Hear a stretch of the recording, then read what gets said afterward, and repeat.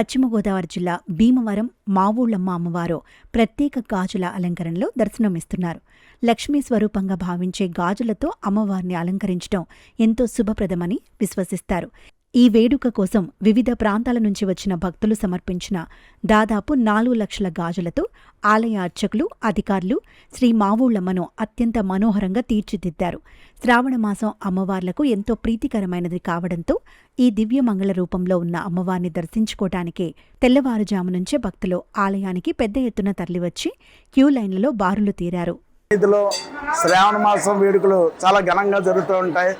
శ్రావణ మాసం అంటే శ్రీ మహాలక్ష్మీదేవికి చాలా ఇష్టమైన మాసం. ఎందుకంటే మన భారతదేశం అంటే కర్మభూమి. ఈ కర్మభూమిలో జన్మించిన ప్రతి స్త్రీమూర్తి కూడా వివాహం అయ్యాక వాళ్ళు సౌభాగ్యం గురించి శ్రావణ మాసంలో పూజలు చేస్తూ ఉంటారు. వారు మొహానికి పసుపు రాసుకుని, కుంకుమ బొట్టు పెట్టుకుని, కాళ్ళ కడియాలు వేసుకుని, చేతికి గాజులు వేసుకుని, మెల్ల మాంగళ్యం పెట్టుకుని ప్రతి మంగళవారం కూడా మంగళగౌరి వ్రతాలు, అలాగే శుక్రవారం రోజున వరలక్ష్మి వ్రతాలు చేసుకోవటం మన పూర్వం నుంచి కూడా మన అనాదిగా వస్తున్న ఆచారం ఇది. అందులో భాగంగా గౌరవ శాసనసభ్యులు శ్రీ పులోత్ రామేంద్ర గారి సూచన మేరకు మా ధర్మకర్తల మండలి అలాగే యువ గారు మేమందరం కూడా కలిసి ఈ సంవత్సరం శ్రావణ మాసాన్ని అత్యంత వైభవంగా చేయటం జరుగుతుంది. కింద సంవత్సరం కొత్తగా గాజుల అలంకరణ ప్రవేశపెట్టడం జరిగింది.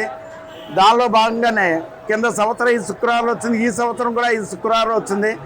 దాంట్లో మొదటి శుక్రవారం రోజున గజలక్ష్మి అలంకరణ చేయడం జరిగింది. రెండో శుక్రవారం రోజున లక్షల కొద్ది గాజులు భక్తులు అమ్మవారు సమర్పించుకోవడం జరిగింది.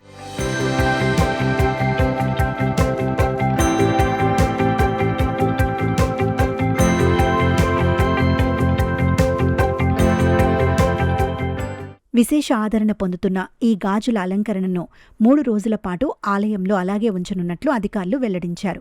ఈ పూజా కార్యక్రమాలు పూర్తయిన అనంతరం అమ్మవారికి అలంకరించిన ఈ 4 లక్షల గాజులను కానుకగా భక్తులకు ఉచితంగా వితరణ చేయనున్నారు.